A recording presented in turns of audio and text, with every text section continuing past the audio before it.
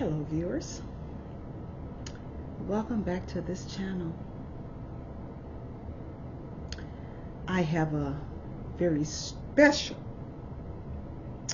and maybe you would even consider as a weird video that I would like to release. Well, as I've told you all, you know, I was born and raised as a Christian person, but as time had gone by, I realized I was lied to.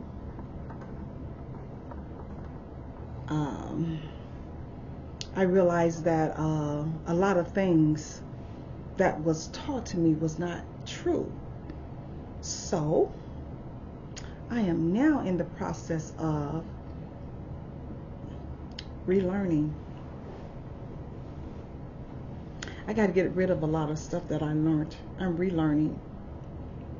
And so you know, I don't be on YouTube a lot because I am to the point in my life where I realize that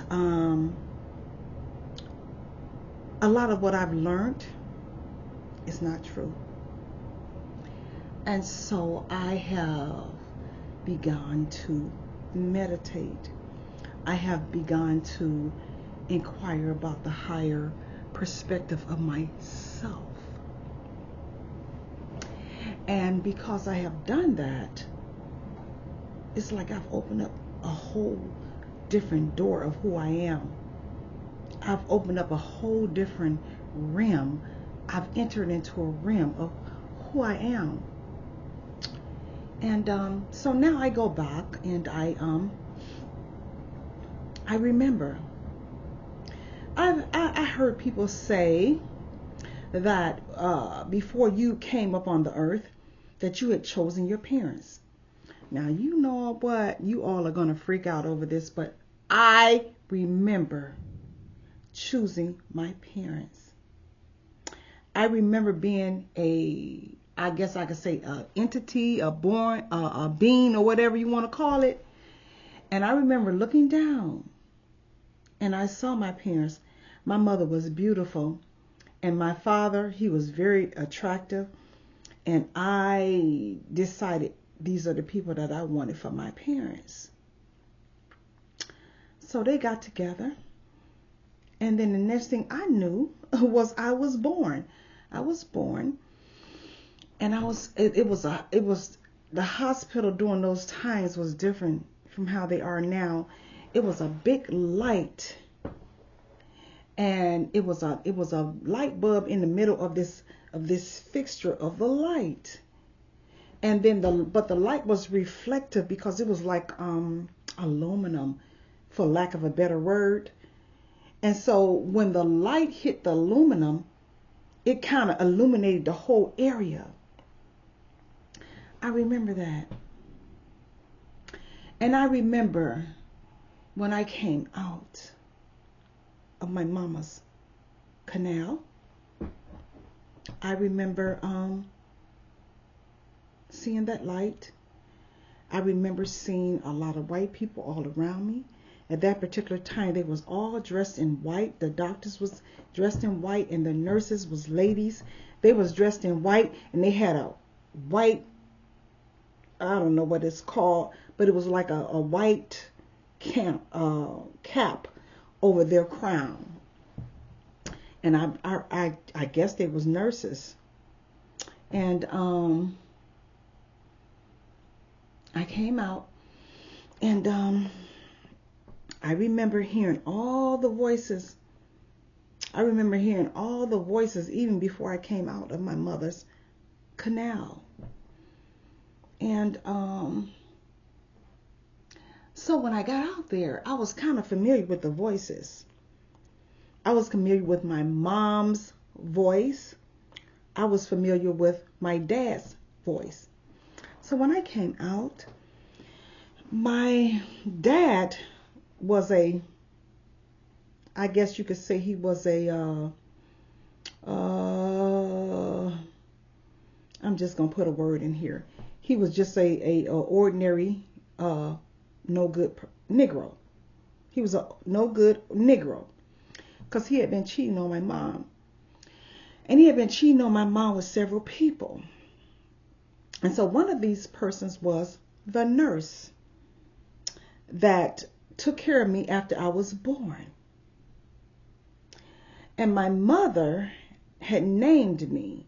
I'm not going to say what the name was because I'm kind of embarrassed about it. But the nurse, coupled with my dad, decided that that wasn't the name that I needed. And so they renamed me.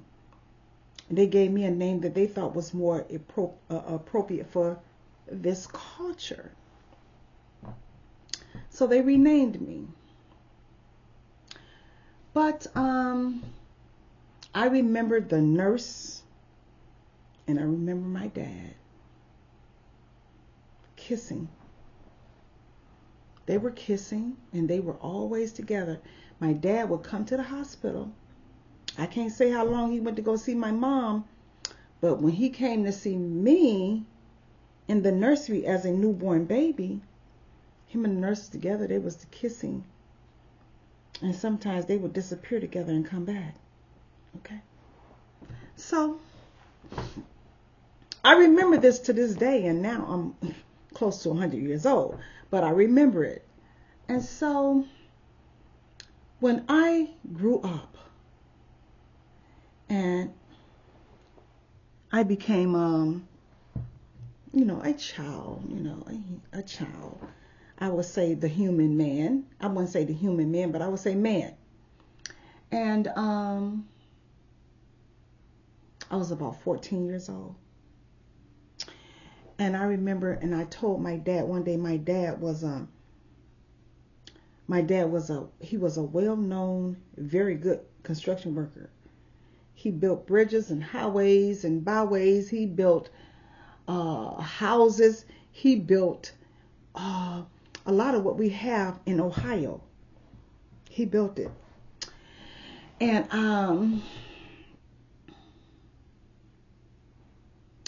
I remember him coming home one day, and he had a station wagon, but he used it as a truck. I guess back in those days, it was a way that you could, have whatever you needed to order to send to you, because he never had a big truck. But he would come home, and whenever he would come home, him and I was like very close, and we would have a conversation, and he would take out the time to have this conversation with me. So one day I told my dad, I said, when I was born, I said, I remember something from when I was born. He said, yeah, what you remember? I said, I remember there was a white nurse. She had blonde hair, and I remember you. And I remember my mom told me, she didn't tell me, I'm sorry, but she had mentioned that she had given me a particular name. She had given me this name. And I remember you and this nurse. She had on a white cap over her crown, and she had on a white uniform. And I remember the nurse said, that's not a good name for this child. We don't want her to go through life with that name. And she changed my name to what my name is today. She changed my name. This is what I'm telling my dad. And I said, I remember you kissing her. I remember, sometimes I didn't see you all, but I could hear you. And like I said, he was a cheater. But as a baby, I remember hearing things, okay? So I'm telling my dad this, okay? I'm 14 years old at this time. So he said, damn. You remember all that? He said, oh my God. Don't you tell your mama. Because if you do it or hurt her, it might kill her. Don't you tell her. And I said, okay. I thought to myself, I don't want to kill my mama. I said, I know my mama is more meaningful to me than you are. That's what I was thinking. I didn't tell him that. But that's what I was thinking, because he was never home. Sometimes he would leave and we wouldn't see him for a whole year. We wouldn't see my dad for a whole year. And then he'll pop back up. But my mom was always there. And so I remember. And he said, don't you tell her. And so some time had gone by, and I didn't tell my mom, but I remembered incidents, and I remembered things that had happened. Like, for instance, I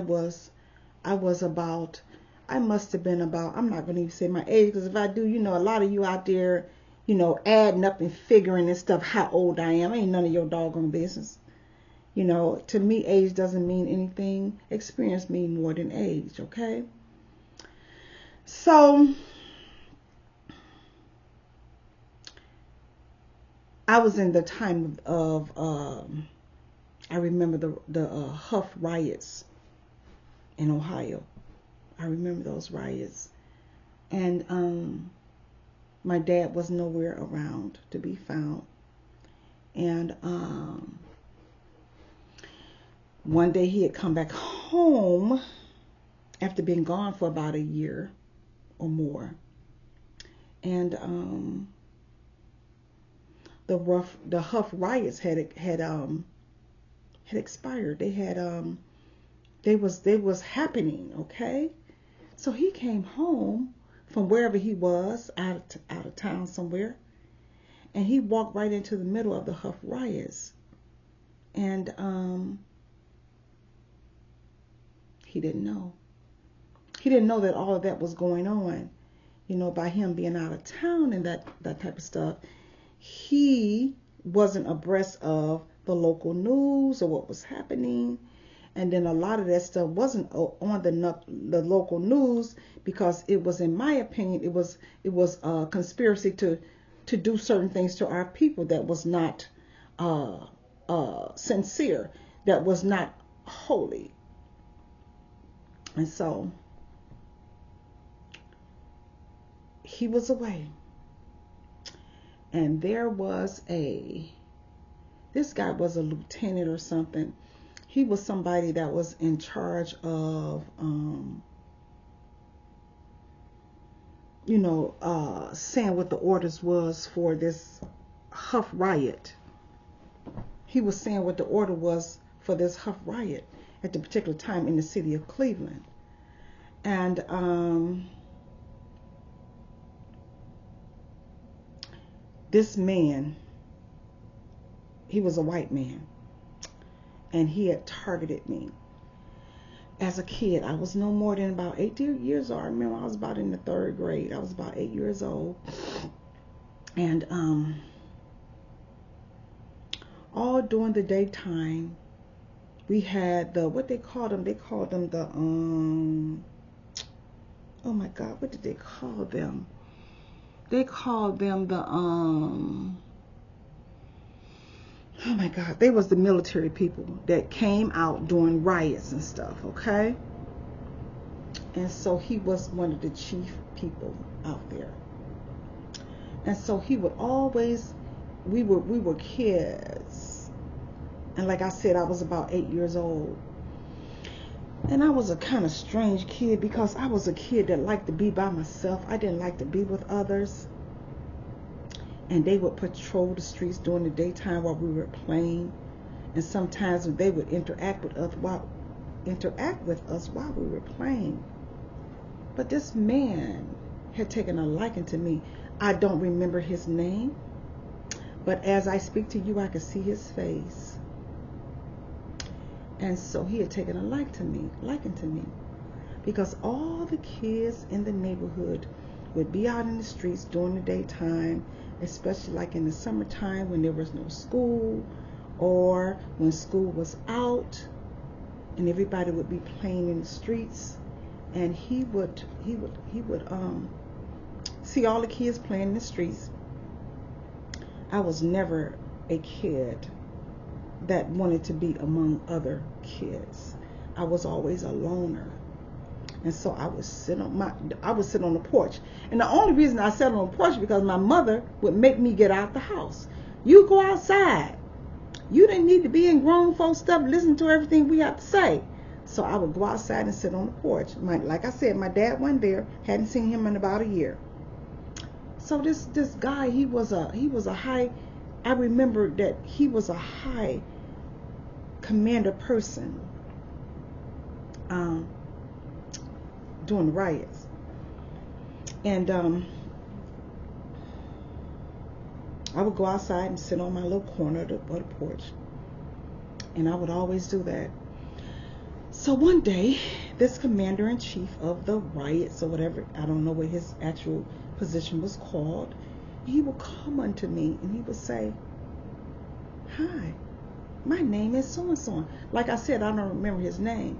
"And what's your name?" And I would tell him my name. He said, "You're not like the other kids." He said, "Why you don't come out and play?" I said, "I don't want to play.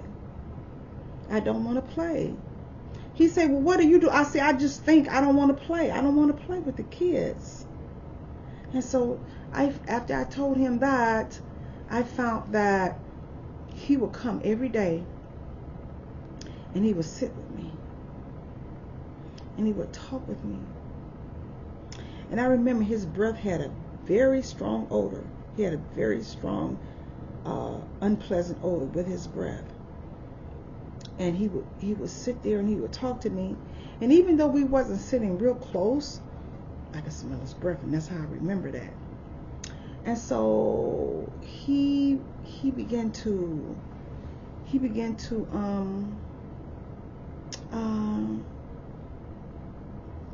I guess I could say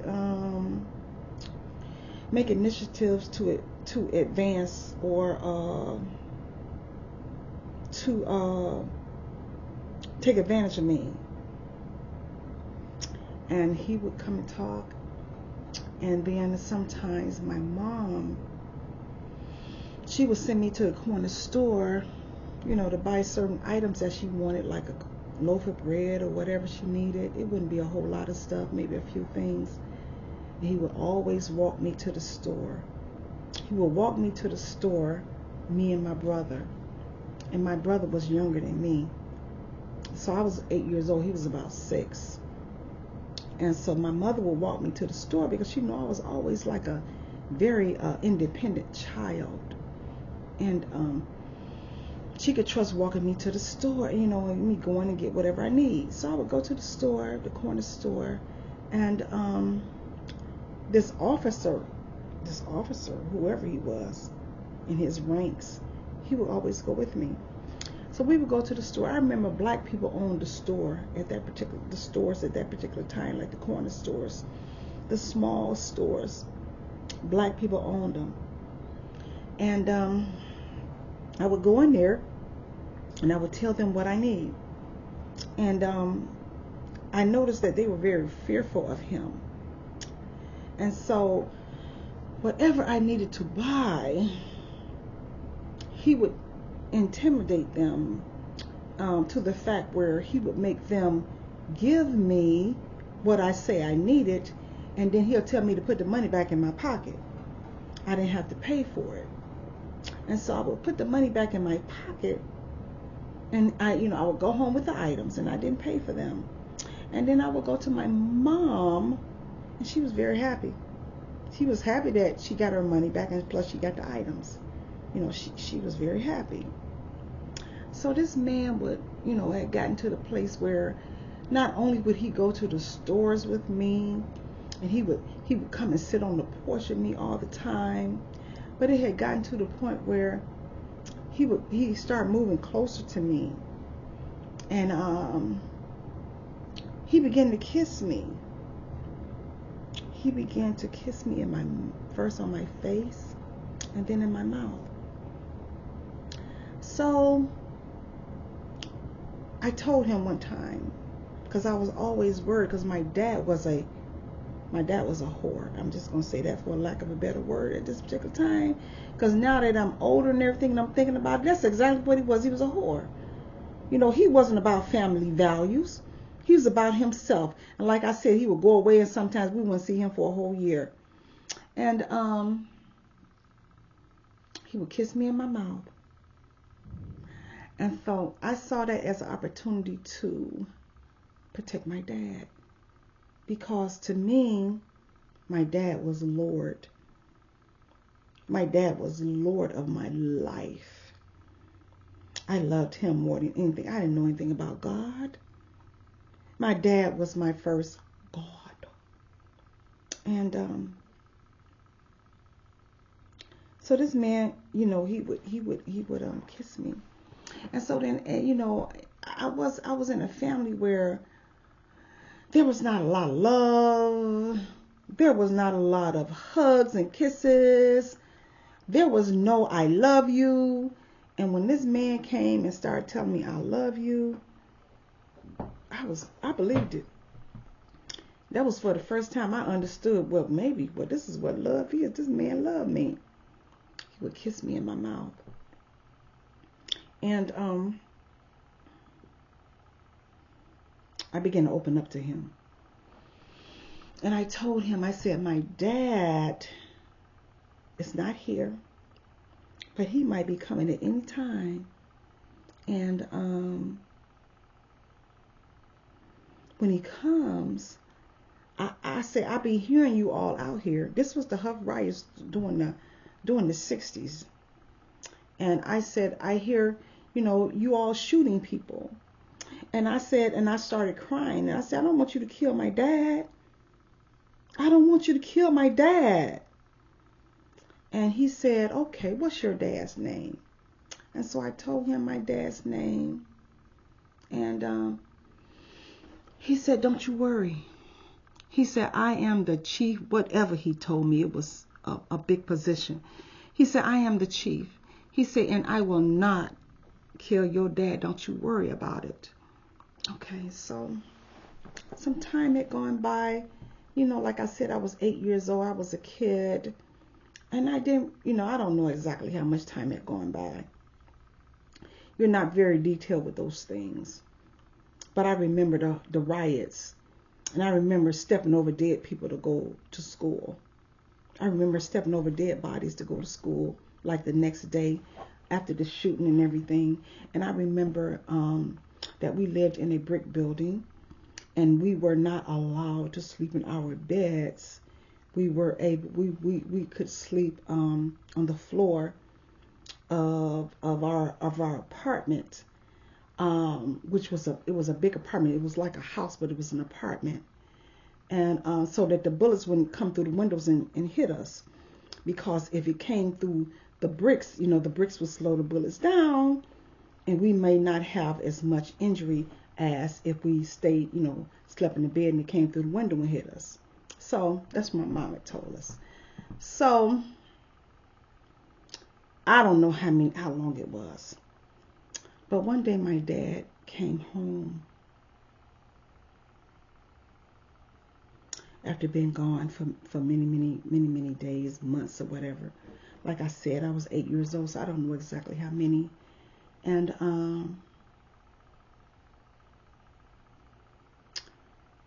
I was laying on the floor. I made it my business to pull my pallet. My mother called it a pallet, where she would put us on the floor, and she would put the mattresses on the floor, and so that the bed that we slept in, so that when the bullets came through, the bricks would slow the bullets down, and if we got hit by the bullets, like I said, it wouldn't be as devastating as it came through the window. And so one day I heard my dad's voice, and a car pulled up, and every time a car pulled up, no matter how tired I was, I woke up because I wanted to make sure it was my dad. And my dad got out of the car, and all of a sudden I heard all this yelling and screaming. It was the military people that was there. What did they call them? You know where when they're gonna have a riot, they call these people in. Oh God, I can't think of it right now. But anyway, you know what I'm talking about, I think. And my dad said, "What the hell is going on here?"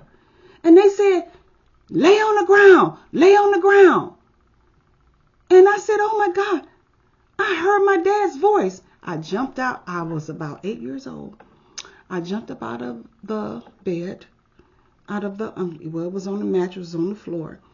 And I jumped up and I ran to the door. I unlocked the door and I ran out into the hall and I ran out to the exterior of the building. And my dad was on the ground and they had all these guns all around my dad's head. And they had him around his head and they was yelling and screaming at him because he didn't understand what was going on. And so the guy that had been coming up on the porch kissing on me and stuff, I said, "That's my dad." And he said, "Wait a minute, stop, hold, don't shoot, don't shoot." They was going to kill my dad. He said, "Don't shoot." I had came out on the porch, and when my mom realized, and she heard all the yelling too, I guess she heard the door open and she, whatever. The next thing I knew, my mom was standing behind me. I said, "Don't you kill my daddy. Don't kill my daddy."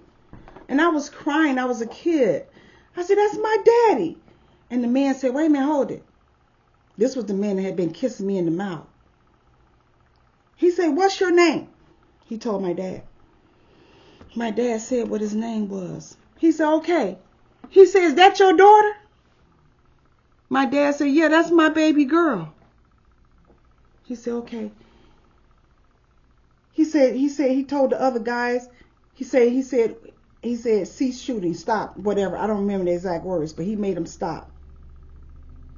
My daddy got up off the ground, dusted. He was standing there helping to dust the, pour the dirt off my dad. He was dusting the dust off of him. He said, "That's your daughter?" He said, "Yeah, that's my daughter. That's my baby girl." He said, "You have a fine baby girl there. You have a fine child there. And we're not going to kill you." And that's the only reason they didn't kill my dad. And so then my dad was able to walk into the house. I saved his life that day. I remember the day before that, there was a young man that lived in the neighborhood. He had a mom that was handicapped. And, we had, during the riots, we had a curfew. And this was in the 60s. Okay. So he had a curfew. And I remember this man. This was like a day before my dad came home. Every day I would hear this man walk past my house. And he had a permit or something, like a slave. He had a permit permitting him to go to work because he had to go to work at night. And we had a curfew that about 9 o'clock you better be in the house. So every day they would let him go past. But it was just the day before my dad came home. He came past and he pulled out his permit and told me, "Hey, y'all do this to me every time I come by here. I have a handicapped mom. I got to take care of my mom. And, that's why I'm out here, because I got to work. I go to work at night." And they shot him. And they killed him. And the next day I stepped over him. And I went to school. When I say I stepped over him, they shot him and killed him not on the sidewalk in front of my house, but on the walkway from my apartment building to the sidewalk. And then they had covered him with a green blanket. And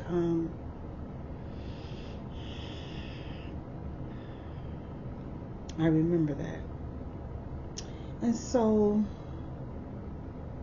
I go on to think of that injustice, and the injustice even until this day.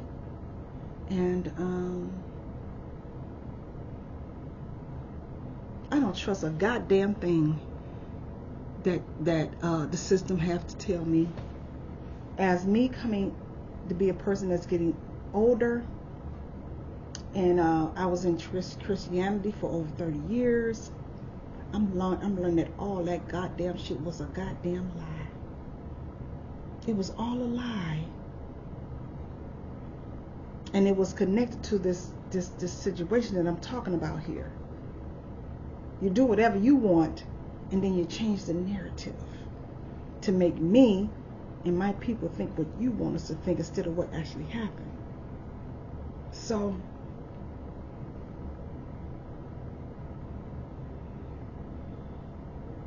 I remember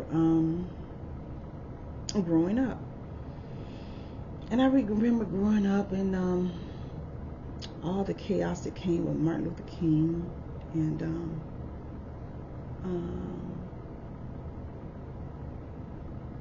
some of the other people that was going on through the civil rights, and how there was nothing in it for our people. And we all suffered. We all suffered together. We began to have lack of respect for one another, to the point where, we didn't respect each other. The black men didn't respect the black women. The black women didn't respect the black men, because they had no protection from the black men. And the black men began to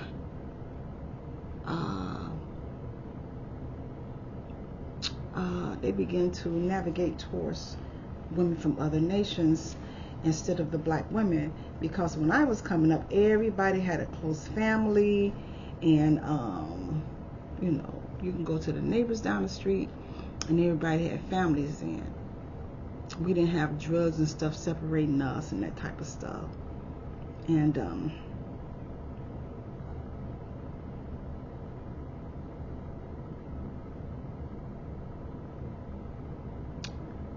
there were families. There were family structures, and I remember the grandmama, the grandfather, and the generations of people that was together as a family.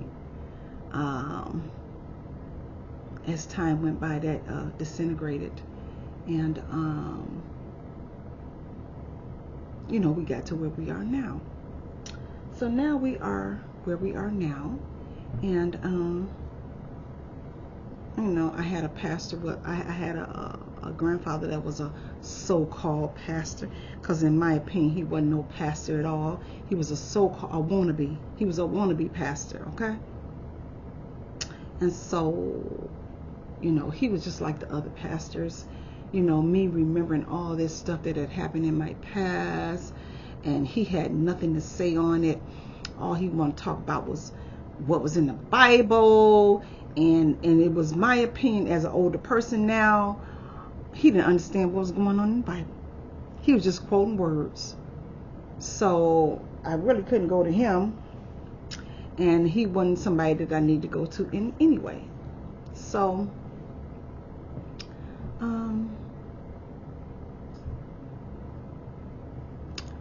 I began to go into prayer. I still was a Christian. I became a Christian through my grandfather.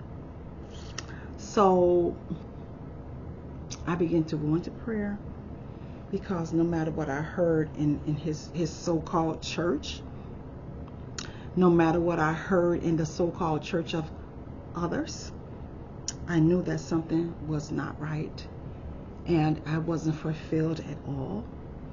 And so I began to call on the Most High God. And I don't know what it was with the name of Jesus, but it was something missing. It was always something missing there with the name of Jesus.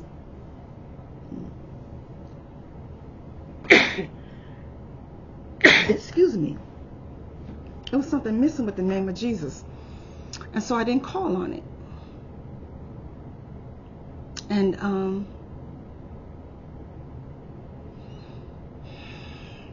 as time went by, I learned that I was very protected. Sorry. I learned I was very protected by some being, I don't know what. And no matter what happened, I had peace, I had calmness, and sometimes I had chaos. And but the chaos wouldn't last for long. The happiness and the peace would always come to remove the chaos from my life. And I'm saying all of that to say this right here. I realized through all of this that I was one of the people of God that was blessed and chosen or whatever. And people say, well, God created all people. Well, but he really didn't. But I'm not going to get into that. But I learned from my own experience that it was more here than just me. Because no matter what happened, I was able to absorb it. I was able to live through it. And I was able to be a pretty much happy child, and I was happy by myself. I was never happy in a crowd of people, jumping around, butt shaking and hip shaking and swinging and all that. That's never been me. I love dancing. I was an excellent dancer, but it was never a provocative. It was never the nasty stuff that you see a lot of young people doing. I never did that. And so, that prompted me to be who I am today, because through the midst of everything that was happening, there was always glimmers of God and things that was happening in my life. Like, for instance, I had a family member that would abuse me.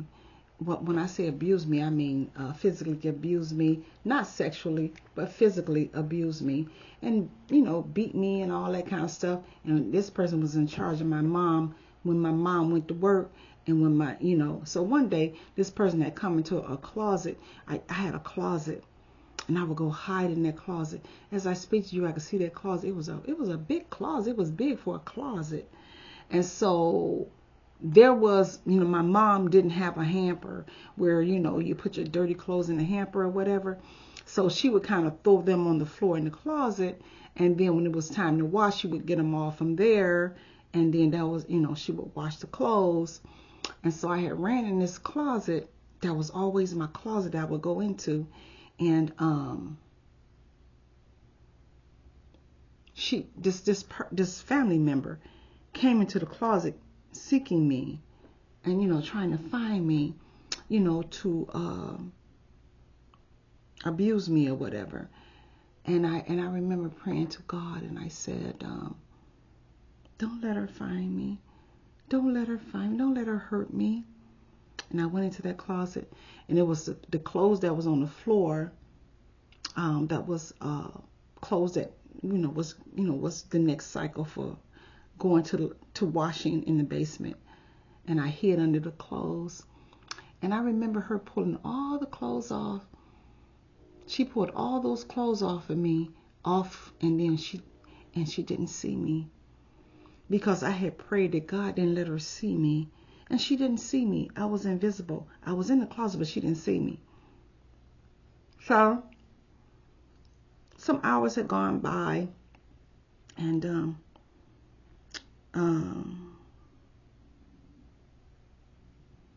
my mom had come home from work. And so I heard her telling my siblings, when your mother come home, tell your mother she ran out the door and she ran away. And she ain't nowhere in the house, because by her being the babysitter or the kid sitter, kids weren't supposed to leave the house. So she was covering herself. And she said that I had ran out the house and ran away. And they didn't know where I was, because they looked all in the closet. I saw her when she was looking in the closet. She moved all the clothes off of me, but she didn't see me, because I was invisible.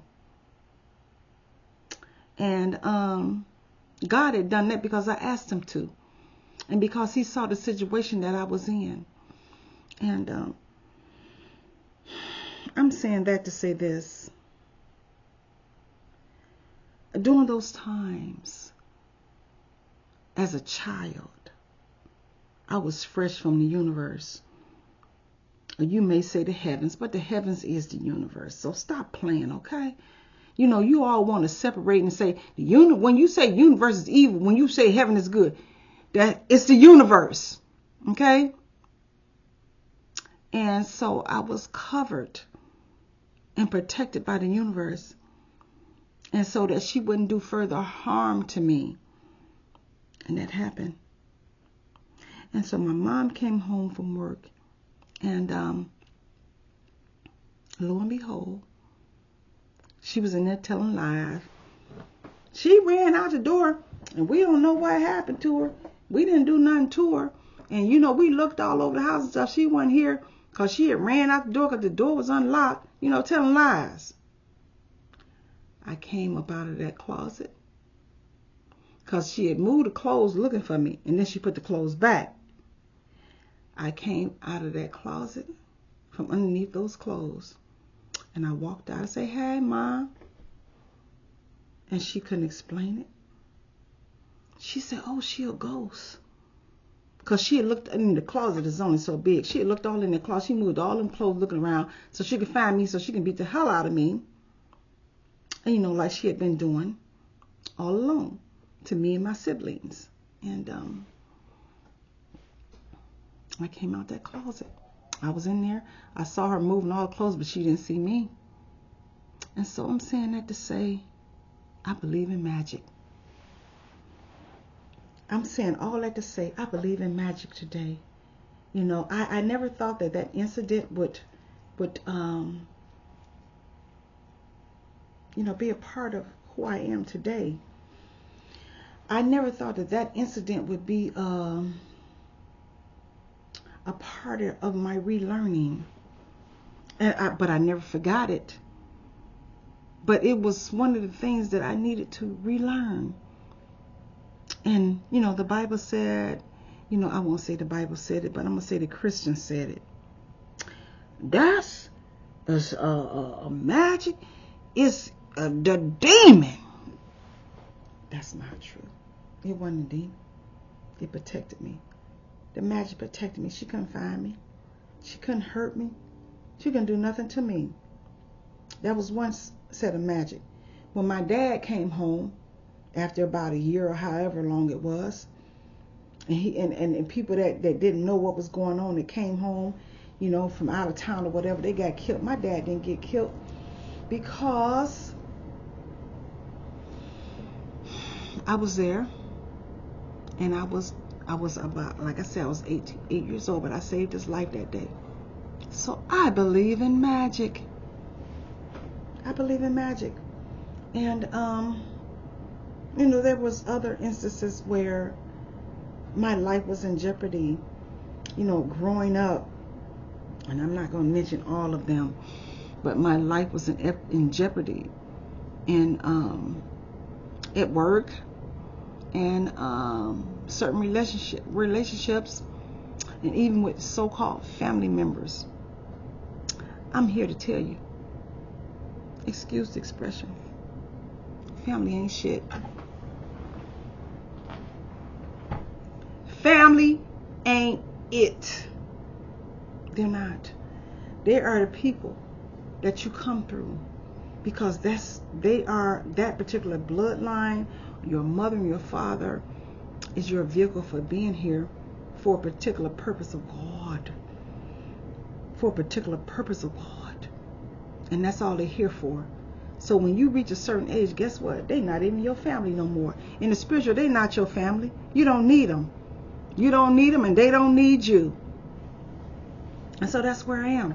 So I got all these thoughts going in my head to why?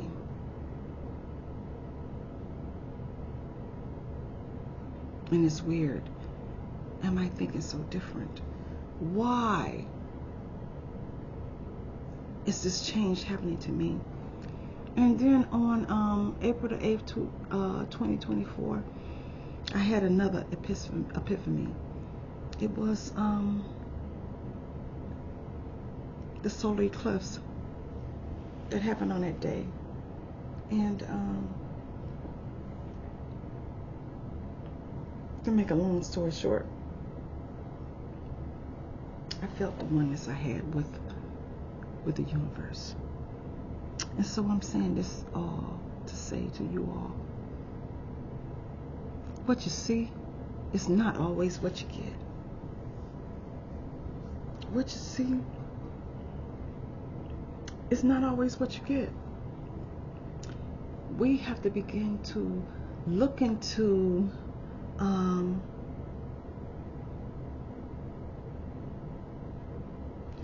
what the Most High God is doing for us on an individual basis.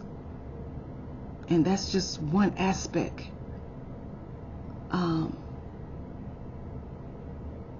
To see what's going on with the change. Now I'm coming up to today's events. The change of the awakening. Everything that happened to me, I attribute it to this awakening. I attribute it to the levels of the awakening that has brought me to this point. I attribute it to things that I need to go through to begin to seek the higher person of who I am, the higher understanding of who I am, to decipher through the lies that I was taught in Christianity, even in my home, as a, being a granddaughter of a so-called pastor, because that's exactly what he was. He was a so-called wannabe pastor. He really wasn't no pastor, and that's my opinion. So I'm telling these so-called relatives of mine, don't come for me. Don't come for me. I'm just saying what my experience is. He was a so-called fucking pastor. To me, on my level, didn't mean anything. If he was that much of a pastor, he would have knew who I am. If God had chosen him to be a pastor, instead of him choosing himself, he would have known who I was. And he never knew that because he was self-appointed. So let's go on. Let's go on. So, because I had gone through all of this stuff in my life, for years I felt degraded. I felt abused. I don't feel that way anymore. I felt like everything, I feel like everything that happened to me was a stepping stone to where I should be in my life, for my elevation, for me to go into my greatness, for me to go into myself, for me to become one with this universe. And I'm thankful. I am not regretful of anything that I've gone through at this point in my life. It was all relevant. Everybody was relevant. The so-called family members, they all was relevant. And in fact, I like to say it again, they are not my family. Family ain't it. They are not my family. They were the people that I need to come through. My mother and father was the people that I need to come through to be born unto this earth. All these other niggas that's cousins and sisters and brothers, that don't mean shit. I'm not saying they all against me. I'm not saying that. I have some that's there for me, but I have some that's not. And so it's not important whether they were or they were not. The whole thing was, this was my avenue. This was my vehicle for getting here, for coming here. This was my interest into this realm. And I needed those people to get in here. And so now that I'm here, my duty is for the work of God. My duty is for the work of the Most High God of everything. everything. I don't need no husband. I don't need, if they're here for me, the ones that are here, I thank them. But if they wasn't here, it doesn't make any difference. It doesn't make any difference. This is what I'm learning. I had learned that, well, you need your family. A kid need their mother and their father. And for him to turn out right, that's not true. That's not true. That is not the truth. If every kid needed their mother and father, because the Most High God give us everything we need. And if they needed a mother and father, why are so many of them in the system without a mother and father? I wasn't in the system, but a mother and father image is not, it wasn't everything that it was supposed to be for me. And so the Most High God is using me. And this is how I know that if he's using me without the lack of a parental guidance and stuff, and then he's doing it for others. I'm no better than nobody else. I'm not claiming to be. I'm not claiming to be any better than anybody else. I don't want to be. I just want to be me. And I just want to come here and I want to serve the purpose for what I come here for. To serve out the purpose for the Most High God. For the things that he sent me here for my purpose. That's all I'm here for. I'm not here for anything else. I'm not here for anything else. I don't want to be one of your wives sitting on the couch somewhere in poverty. And I'm the Hebrew Israelite, and I can have all these wives because Abraham had them. Get the fuck out of here. You know what? I didn't mean to cuss like that, but I do mean it.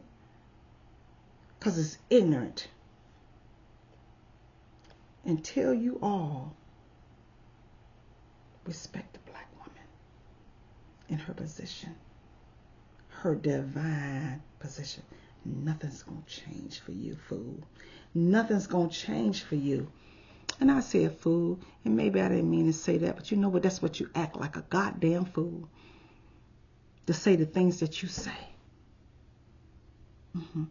Okay, so now I'm going and getting off my subject here. So anyway, that's what I have to say. I have to say that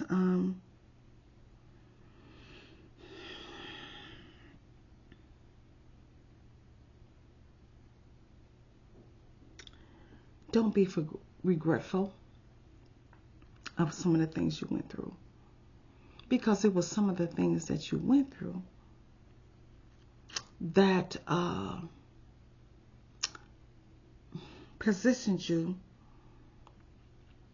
for what needs to come. We went through hell here in the physical, in the 3D. But because we went through hell in the 3D, 180 degrees, we got 180 degrees according to Sister Myra. Her name was Myra Ross. I think that was her name. We got that measure coming back to make a whole, to make 360 degrees. And so when we get that 360 degrees, we'll see what our real purpose is. And I believe that. I admire that sister. I've just started learning from her this year, 2024. She made a whole bunch of sense.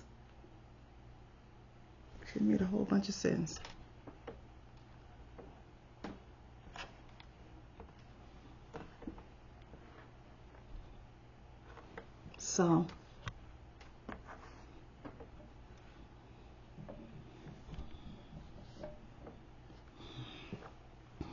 that's all I'm saying.